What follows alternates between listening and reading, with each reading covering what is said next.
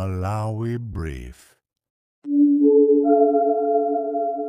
Mawa uno kwachera ya Maris Hotel pamene anthu ena amaona ngati nkhani yazizira zaonetseratu tsopano kuti nkhani idakali m'mitu mwa anthu ndipo aliyense akufuna atayiona mmene ingathere. Gulu lina lomenyera ufulu la Malawi-led Black Economic and Empowerment Movement mosogozedwa ndi Faison Chodzi ati lakonza zionesero pa 18 Meyi mu chaka chomwe chino. Mukulankhula kwawo Chodzi pa chikalata chimene watulutsa ati sakuona chifukwa chilichonse chokuti ena ake a hotelawa a Use of Investment kuti azipitirizabe malonda mu hotelayi chifukwa ndalama zambiri zidaperekedwa kale pa malonda awa. Choncho iwo akufuna adindo ayunike bwino nkhaniyi ndi kuti hotelayi itsekedwe mpaka na kafukufuku azafikepo kuti watha.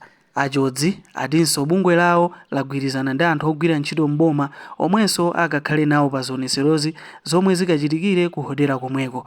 Iwowa ati chomwe akufuna kwenikweni ndicho kuti ena ake a hotelayi abweze ndalama zomwe zinaperekedwa kalezo kapena hotelayi ikhale m'manja mwa boma.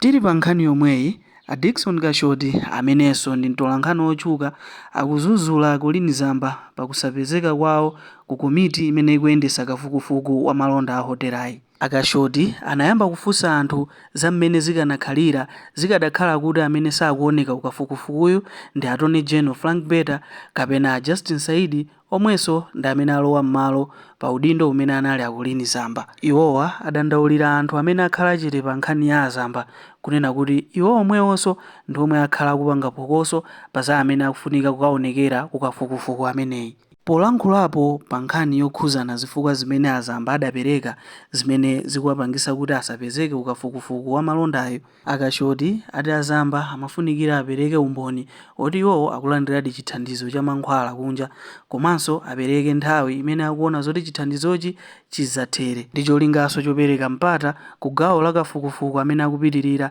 yemwenso iwowo akufunikira kuti akapezekeko.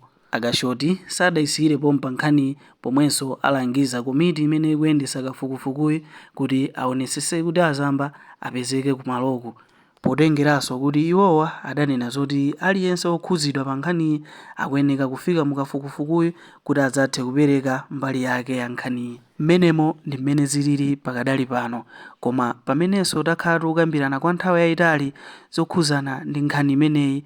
Inu maganizo anu ndi otani makamaka pa chiganizo chimene omenyera ufulu apanga chonena kuti akapange zionesero ku hotela komweko zokakamiza ene ake a hotelayi kuti ayisiye kuti ikhale m'manja mwa boma kapena abweze ndalama. Mutha kupereka maganizo kapena ndemangazo mu comment section momwenso tikhale tikuyankha kuti tione chitsogolo cha nkhani imeneyi.